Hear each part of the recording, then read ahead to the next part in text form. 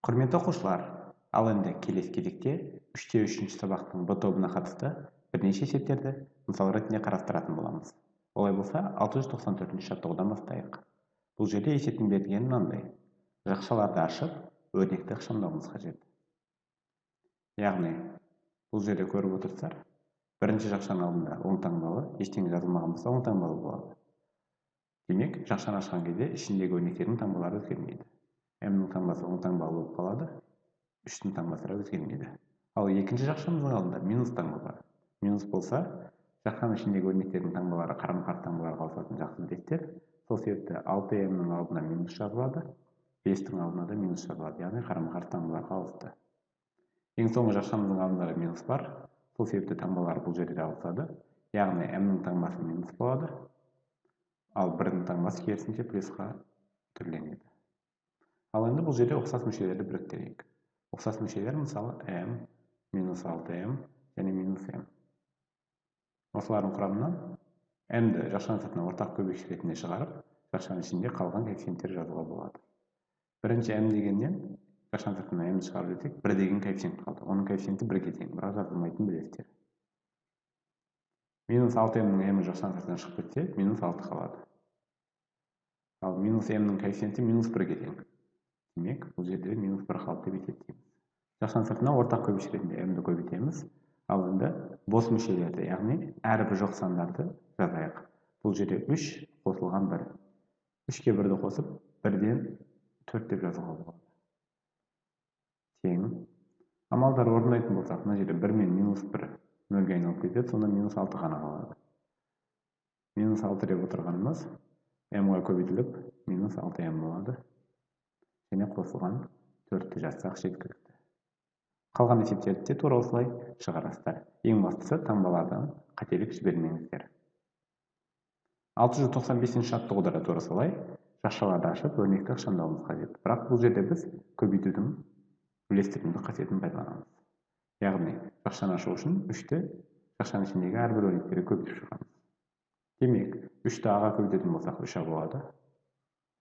3-ті минус Б-ға көбейтсек минус 3Б болады. Енді келесі жақшаны тура солай ашамыз. Минус 2-ні А-ға көбейтсек минус 2А. Минус 2-ні плюс Б-ға көбейтетін болсақ минус 2Б болады. Мінекей бұл жерде енді ұқсас мүшелерді біріктірейік. 3А-ға ұқсас мүше минус 2А болады.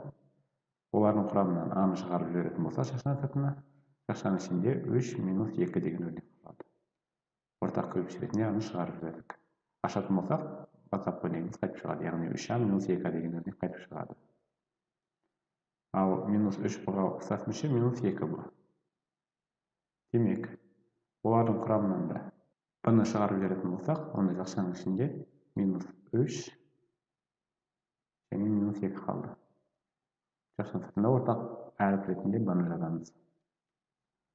3-тен 2-ні айырсақ 1 қалады, 1-ді А-ға көбейтетін болсақ 1А болады. 1 деген коэффициент жазылмайтынын жақсы білесіздер, сол себепті А-ның өзін жазамыз.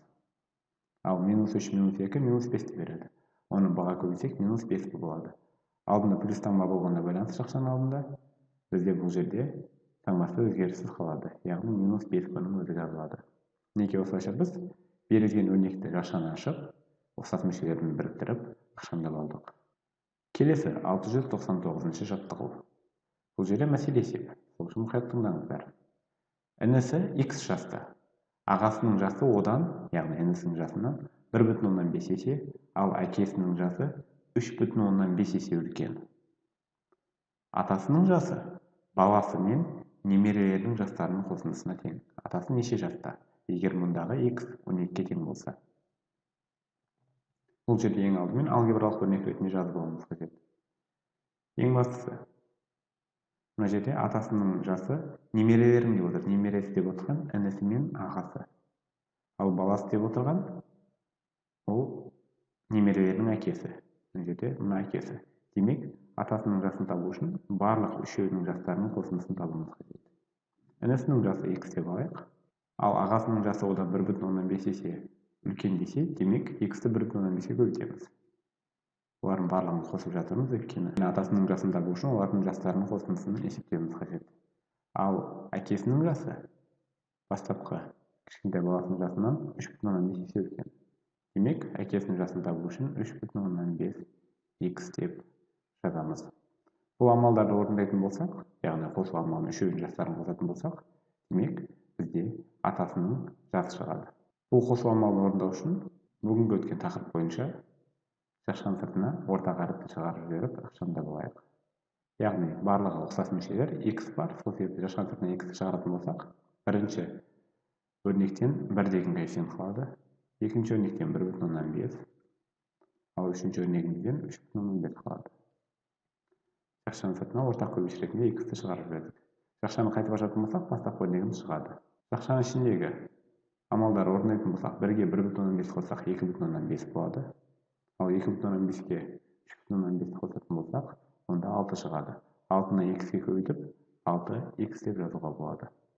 Ал енді x-тің мәні 12-ден екенін белгілі, демек x-тің орнына 12-ні қойып есепті шығаруға болады.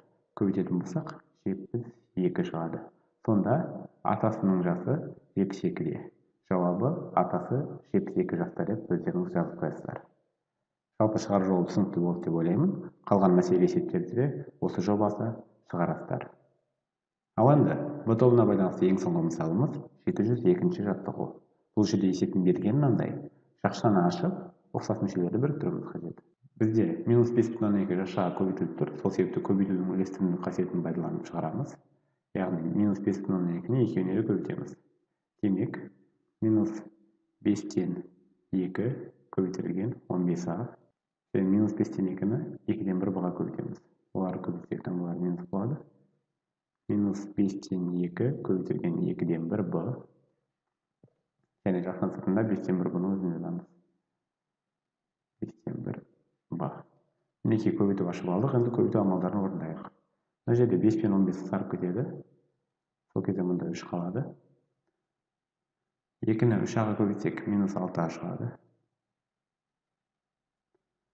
Азайтылған. Мұнда 2 мен 2-ні қысқарып жіберуге болады. Сол кезде -5-тен 1 бұ қалады. Және де соңғы өрнегімізде, яғни +5-тен 1 бұның өзін жазамыз.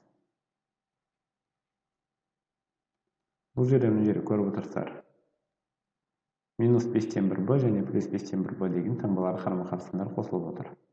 Олар қоссақ 0-ге айналып кетеді. Сонда тек қана -6а деген өрнек қана қалды. Неге осылайша біз жақшаны көбейтудің үлестірімдік қасиетін пайдаланып ашып алдық, және де ұқсас мүшелерін біріктіріп, есептің жауабын таптық. Тура осылайша қалған есептерді өздеріңіз шығарыңыздар.